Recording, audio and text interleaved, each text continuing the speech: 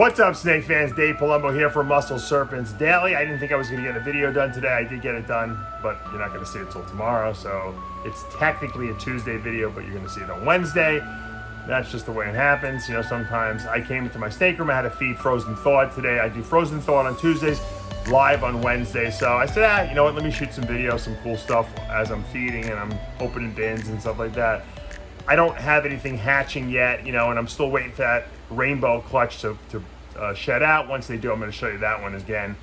And I think August, the first week in August, I have a bunch of stuff hatching as well. So we're going to have some cool stuff coming again. So I figured let's look at some holdback stuff and some cool stuff I have in the racks. I think you guys enjoy that anyway. And, you know, I'm probably due for a tour, a snake room tour. I'm actually thinking about, and I'm working on remodeling snake room 1. Snake room 2 and 3 is really what you see on a majority basis. Snake room 1 is going to be remodeled as my cold room. I'm going to try to put my Bredli, or Bredli, as they say in Australia, Bredli pythons in there. I have a male and female. They'll go in there. Olive pythons will probably go into that room. When I winter them, I'll probably put the blue-tongued skinks go into that room, of course. I might just permanently house the olive pythons and the Bredli python in there, just because I think that, you know, I'm running out of space. And quite frankly, they're the only ones who probably deserve and should be in that room in a slightly colder environment. That's what my AC unit kind of is, and the thermometer is, the temperature thermometer. So it always is a little cooler in there, whereas in the third room, which is the furthest room from the thermostat, it's a little warmer. So, you know, you take one with the other. Once again, I got to move into that room. I'm running out of space, and we have a lot of boxes and storage, and a lot of my nutrition stuff is in there. So I'm gonna have to make some room and make that a nice little fun room. Eventually, this is a future project. I don't know when I'm gonna do this. I'm thinking about building another snake building facility on we own the property next door to us too. We just cleared the land there. That could be a future project that I will obviously keep you guys updated on. It seems overwhelming to do, but it's exciting in the same sense because I can really design it the way I want. This was kind of designed the way I want, but I didn't anticipate how big the collection would get. And there's some things that I learned along the way that, you know, like building a cold room, having separate, you know, maybe putting a separate air conditioning unit in there so I can cool it down even more, because I can't get my olives cold enough here without freezing the rest of the collection out and then getting them all sick. So it would add a little bit more versatility. Plus, I'd like to have an outdoor room where at least I have the outdoor environment can affect these snakes, light cycles, the humidity. These are all things I can't even take advantage of here in Florida because I'm inside and I don't have any windows in this metal building. So this is exciting stuff that should be happening. And I'm a little off tangent here, but let's go in and take a look and see what's going on today. All right, just a little update here on this lesser orange dream, head albino bred to an albino orange dream. Amazingly, we beat the odds. 6 babies, all albinos. Should have had half albinos, half head albinos. We got all albinos. They shed out. They look like completely different snakes. It's crazy how these albinos get so much better after they shed. Oh my God, it's incredible. It really is incredible. Do we have any super orange dream albinos? I don't know. This is a pretty good candidate right here, that's for sure. That's a lot of orange in there. I would call this a possible super orange dream albino. Really nice looking, you can see that blank belly there.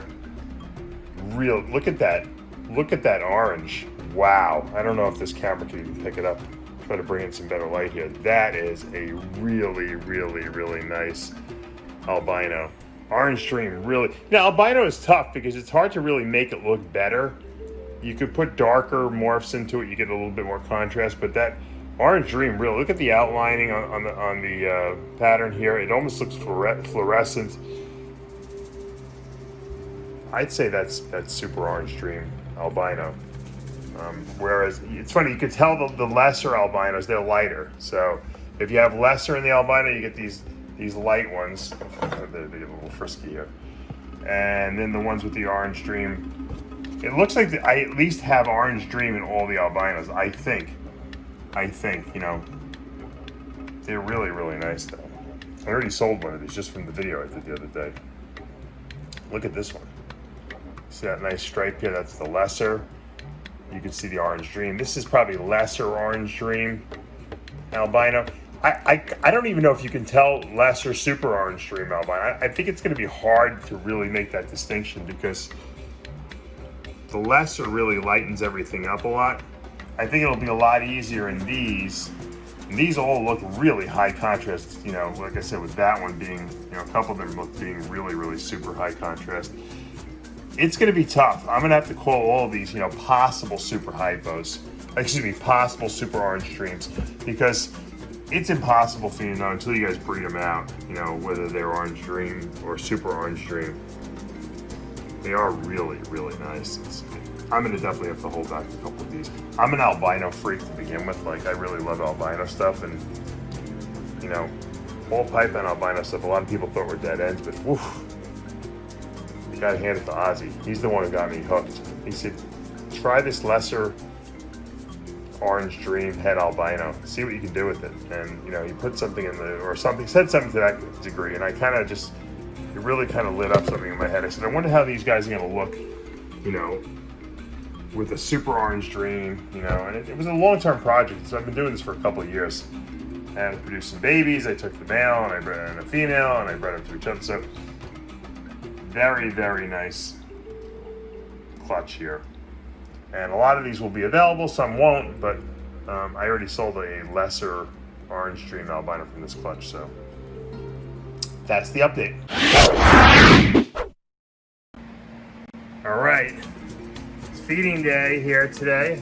We're just looking at a hodgepodge of stuff. This is a Paradigm Blood female that I held back from 2019. Really, really nice looking female. She's got great color. Once again, that blood gene combined with the Paradigm combination. Remember that Paradigm is that like acts like super. It's the sharp albino. One copy of that with the Boa Woman Caramel T positive combined makes that Paradigm. And then we add the blood gene. We have a double homozygous.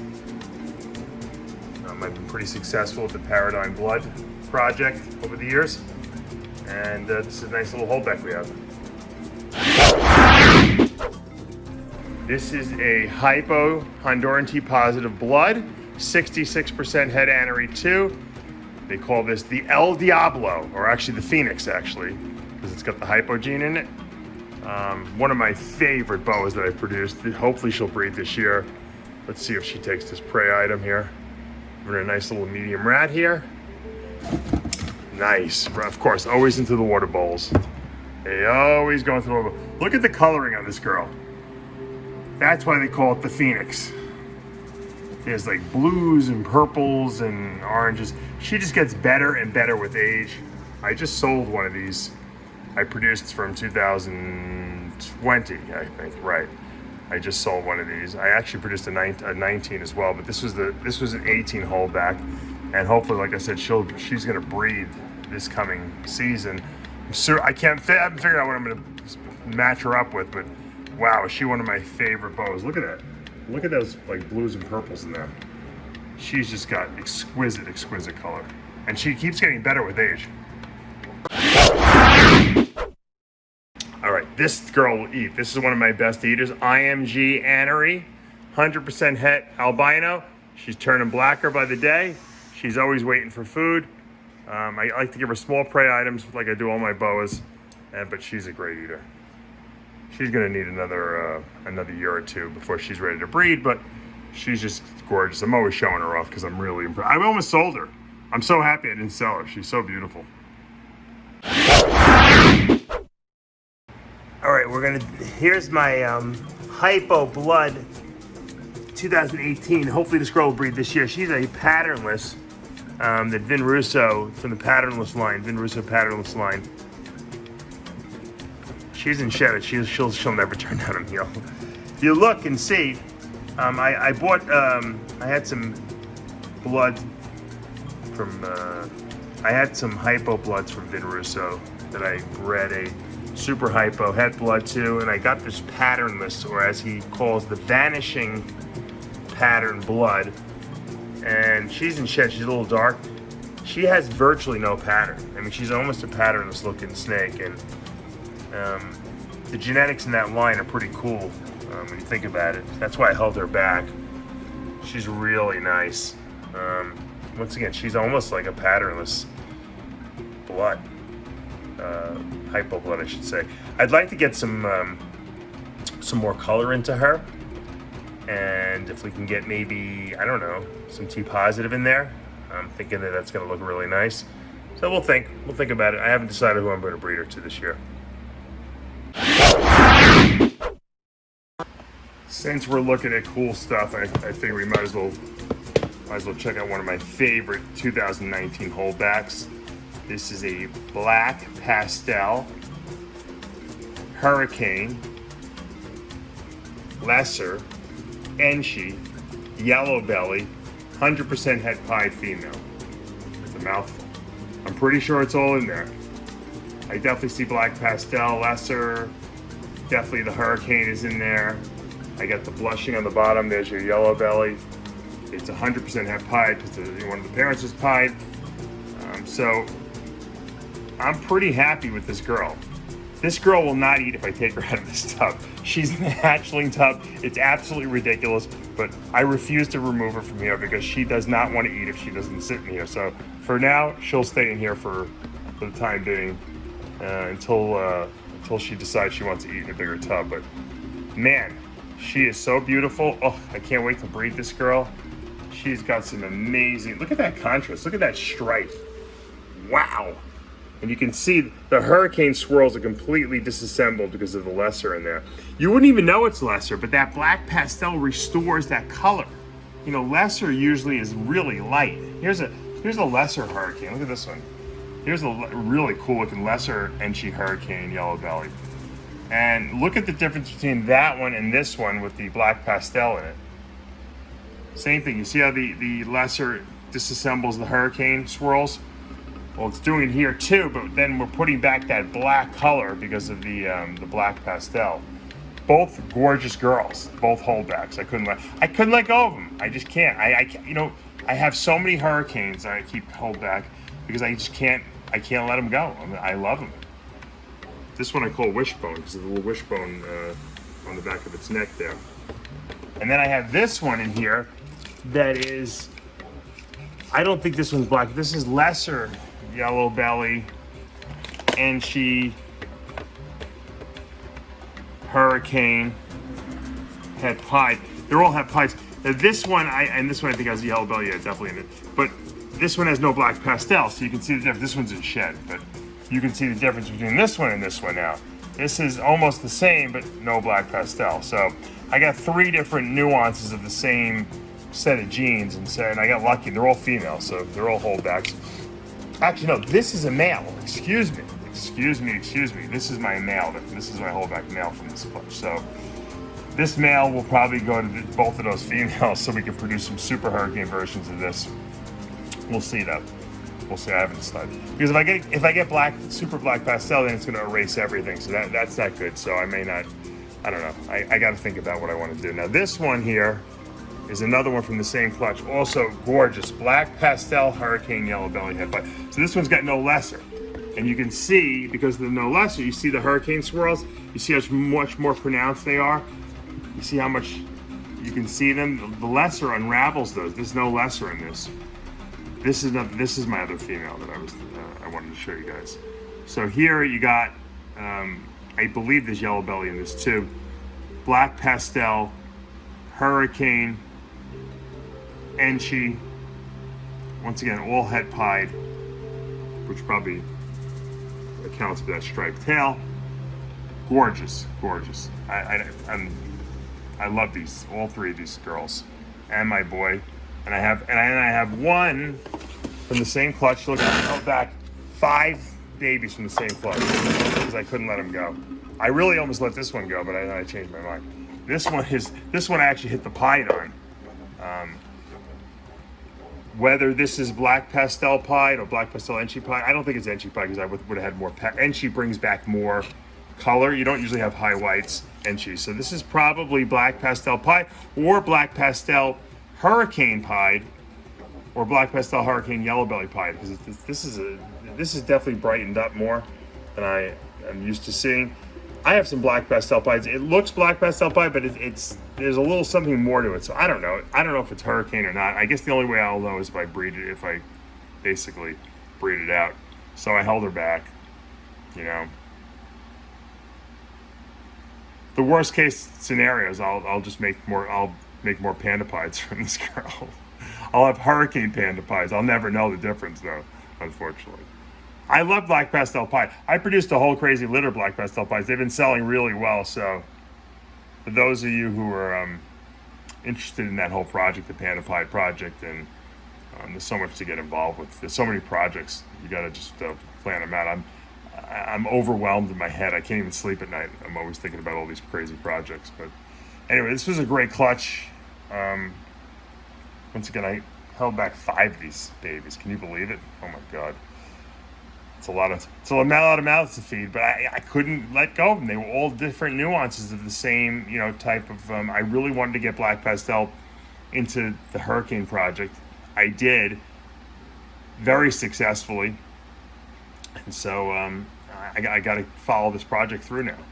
Now we got to try to get Leopard into that as well. I think that would, the more darkness you put into Hurricane, I think the better off it is. I just think it gets even better. It adds more intensity to the Hurricane project. But of course, there was lesser in the mother, so we got some lesser, but the lesser added some really interesting nuances to it and color variations, pattern variations. So I'm okay with it. That's why I had to keep back a bunch of them. If I didn't have lesser in there, I probably wouldn't have held back as many. And last snake of the day, you want to see why I love Hypopide so much?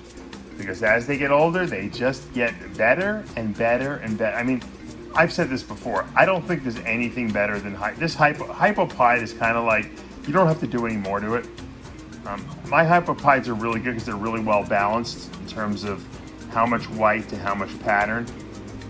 I've produced a bunch. I've sold a lot of Hypopides. I have a lot I've kept back. So I can't hold them all back, of course, but I hold back a female every year usually, just to keep replenishing. And this female was from last year, 2019. I mean, just gorgeous. I mean, if you want a double, a double recessive that's just doesn't need anything added to it, that's clean, that's vibrant, that has contrast, that has everything you could possibly need, Hypopides are the way to go. I should have produced more this year. I didn't produce that many this year. Actually, I don't know if I produced any.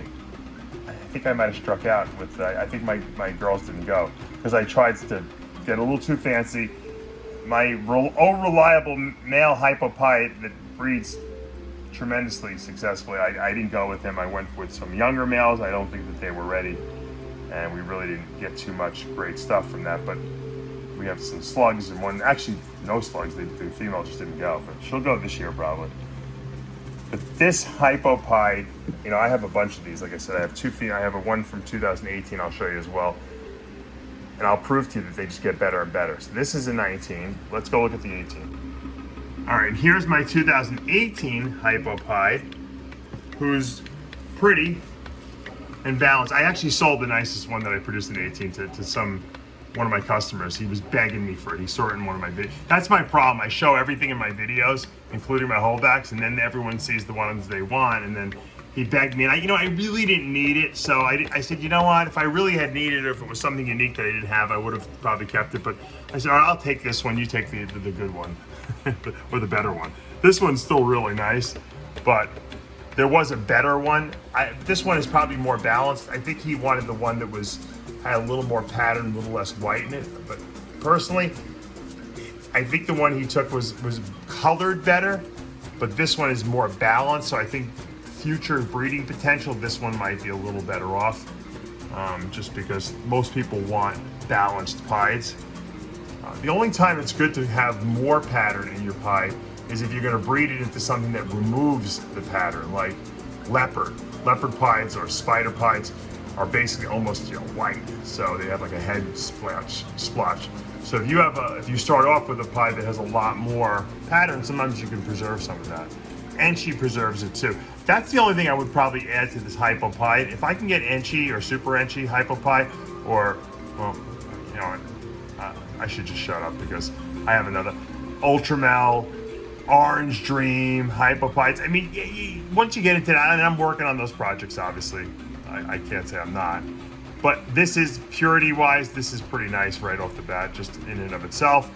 Especially if you don't want to spend, thousands and thousands of dollars. You can get a lot for your money on a Hypopide in your project. And it's a powerhouse, So think about adding Hypopides to your project. I don't have any available, so don't ask me right now, but I will this coming season.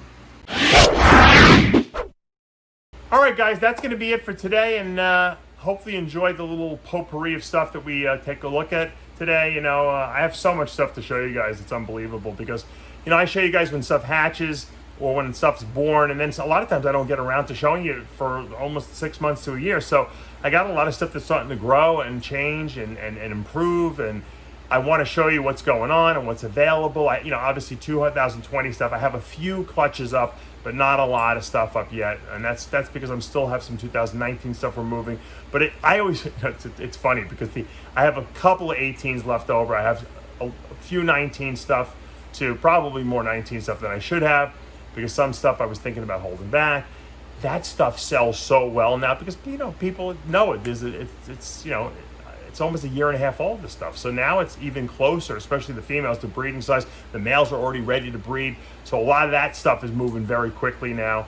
And so I want to make sure I update Morph Market with recent pictures and just make sure, because sometimes I sell stuff and I forget the market sold, and then people ask about it and I don't have it. So I want to update that. So bear with me if stuff is not completely updated on Morph Market. If you see stuff on a video that you like one of these daily videos we do, feel free to reach out to me, call me, text me, email me. All my information's in the description below. And that's fine, because you know what? That's the way a lot of you guys out there get stuff from me without it ever making it to Morph Market. So a lot of stuff I sell, it never makes it on Morph Market because I get contacted by you guys, the viewers, wanting to buy certain things, and I'm willing to talk to you about it and to go over what I think would work well project-wise.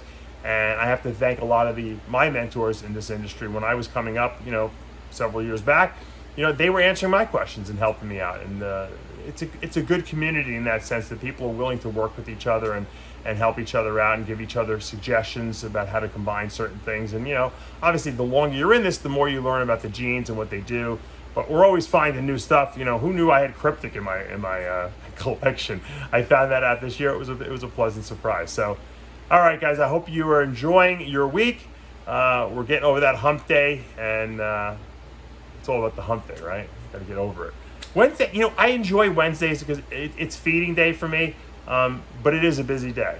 And once I get past Wednesday, it's kind of a little easier heading into the weekend. So hit that subscribe button, guys, if you like what you're seeing. Turn on your notifications, hit the like button. We'll see you back tomorrow morning.